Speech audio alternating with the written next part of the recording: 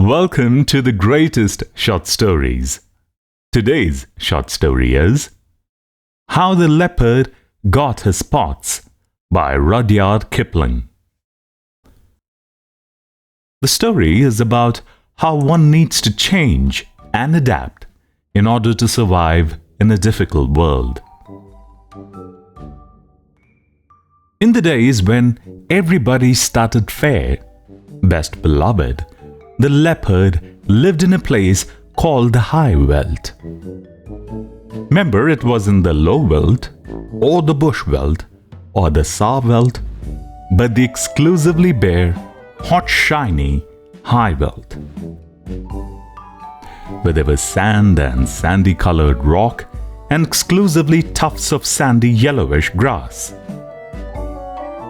The giraffe and the zebra and the eland and the kudu and the hartebeest lived there, and they were exclusively sandy yellow brownish all over. But the leopard was the exclusivest, sandiest, yellowest, brownest of them all. A greyish-yellowish catty-shaped kind of beast, and he matched the exclusively yellowish, greyish, brownish color of the high veld to one hair. This was very bad for the giraffe and the zebra and the rest of them, for he would lie down by an exclusively yellowish, greyish, brownish stone or clump of grass, and then the giraffe or the zebra or the eland or the kudu or the bushbuck or the bontebuck came by, he would surprise them out of their jumpsome lives. He would indeed. And also there was an Ethiopian with bows and arrows, exclusively greyish, brownish, yellowish man he was then, who lived on the high veld with the leopard. And the two used to hunt together, the Ethiopian with his bows and arrows, and the leopard exclusively with his teeth and claws, till the giraffe and the eland and the kudu and the quagga and the rest of them didn't know which way to jump. Best beloved, they didn't indeed. After a long time, things lived forever. So long in those days, they learned to avoid anything that looked like a leopard or an Ethiopian. And bit by bit, the giraffe began it, because his legs were the longest. They went away from the high veld. They scuffled for days and days till they came to a great forest, exclusively full of trees and bushes and stripy, speckly, patchy, blotchy shadows, and there they hid. And after another long time, with what standing half in the shade and half out of it, and what with the slippery, slidey shadows of trees falling on them, the giraffe grew blotchy, and the zebra grew stripy, and the eland and the kudu grew darker, with the little wavy lines on their backs like a bark on a tree trunk. And so, though you could hear them and smell them, you could very seldom see them, and then only when you knew precisely where to look. They had a beautiful time in the exclusively speckly-spickly shadows of the forest, while the leopard and the Ethiopian ran about over the exclusively greyish, yellowish, reddish high veld outside, wondering where all their breakfast and their dinners and their teas had gone. At last, they were so hungry that they ate rats and beetles and rock rabbits, the leopard and the Ethiopian, and then they had the big tummy ache, both together. And then they met Bavian, the dog-headed, barking baboon who's quite the wisest animal in all South Africa.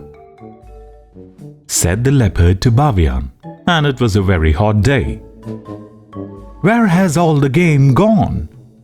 And Bavian winked. He knew. Said Ethiopian to Bavian, "Can you tell me the present habitat of the aboriginal fauna?" That meant just the same thing, but the Ethiopian always used long words. Was a grown-up.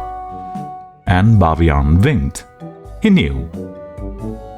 Then, said Babian, the game has gone into other spots. And my advice to you, Leopard, is to go into other spots as soon as you can. And the Ethiopian said, that is all very fine, but I wish to know whither the aboriginal fauna has migrated. Then said Babian, the aboriginal fauna has joined the aboriginal flora because it was high time for a change.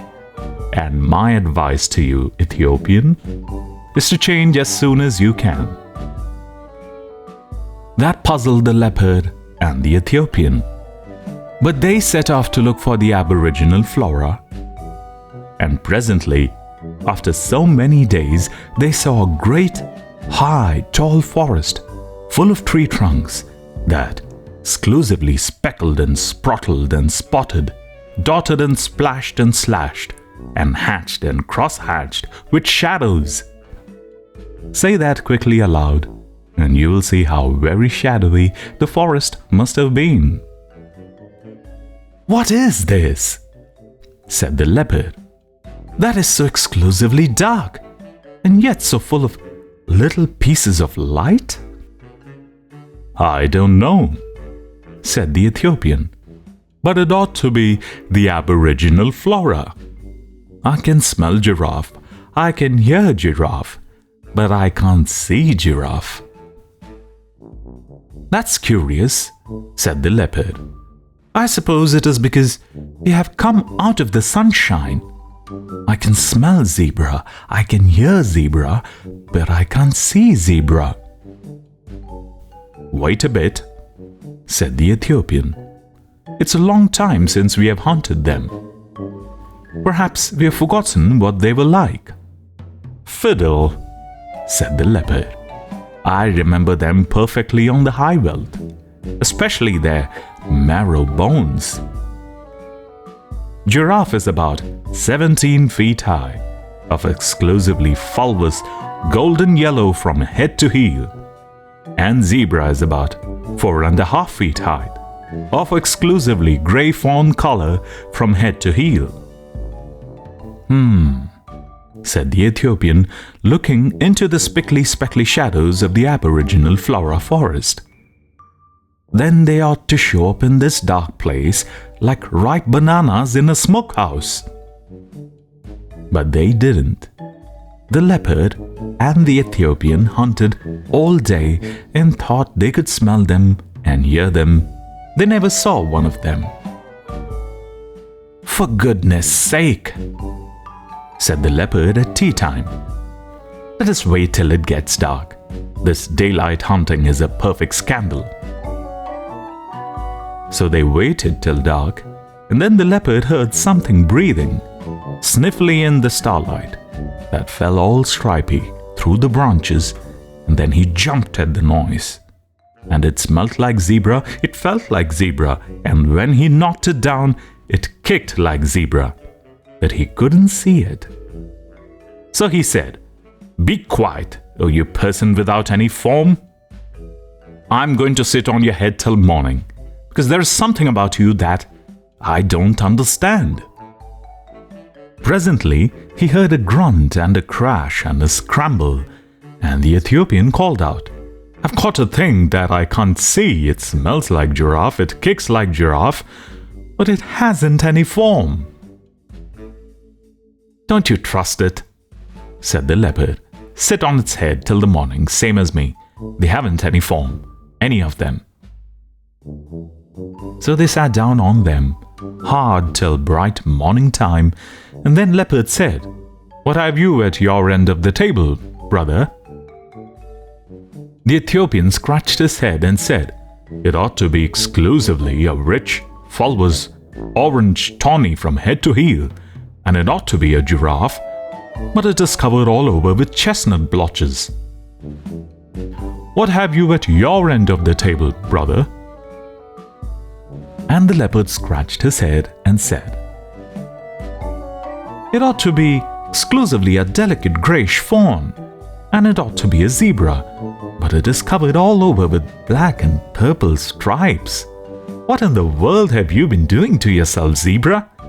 Don't you know that if you were at the high veld, I could see you 10 miles off? You haven't any form. Yes, said the zebra, but this is in the high veld. Can't you see? I can now, said the leopard, but I couldn't all yesterday. How is it done? Let us up, said the zebra, and we will show you.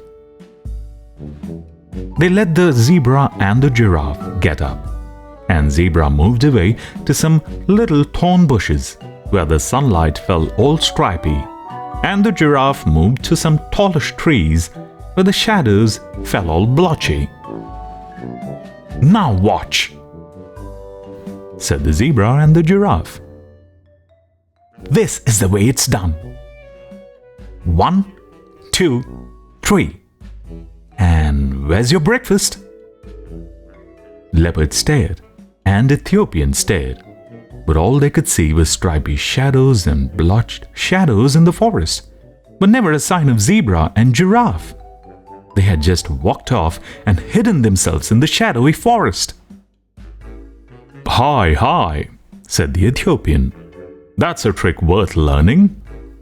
Take a lesson by it, leopard. You show up in a dark place like a bar of soap in a coal scuttle. Ho, ho, said the leopard.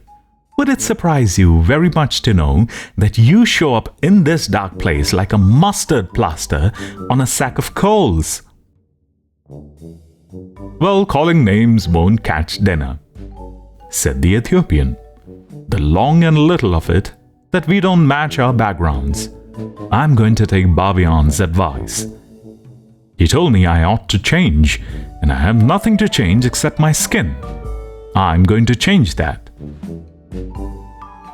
What to? Said the leopard, tremendously excited. To a nice working blackish-brownish color with a little purple in it and touches of slaty blue. It will be the very thing for hiding in the hollows and behind trees. So he changed his skin then and there, and the leopard was more excited than ever. He has never seen a man change his skin before. But what about me? She said when the Ethiopian had worked his last little finger into his fine new black skin. You take Bavian's advice too. He told you to go into spots. So I did, said the leopard. I went into other spots as fast as I could. I went into this spot with you, and a lot of good it has done me. Oh, said the Ethiopian. Bavian didn't mean spots in South Africa. He meant spots on your skin. What's the use of that? Said the leopard. Think of giraffe, said the Ethiopian. Or if you prefer stripes, think of zebra. They find their spots and stripes give them perfect satisfaction. Said the leopard. I wouldn't look like zebra not forever so. Well, make up your mind, said the Ethiopian. Because I'd hate to go hunting without you. But I must if you insist on looking like a sunflower against a tar fence. I'll take spots then, said the leopard. But don't make them vulgar big. I wouldn't look like a giraffe, not forever so. I'll make them with the tips of my fingers, said the Ethiopian. There's plenty of black left on my skin still. Stand over. Then the Ethiopian put his 5 fingers close together.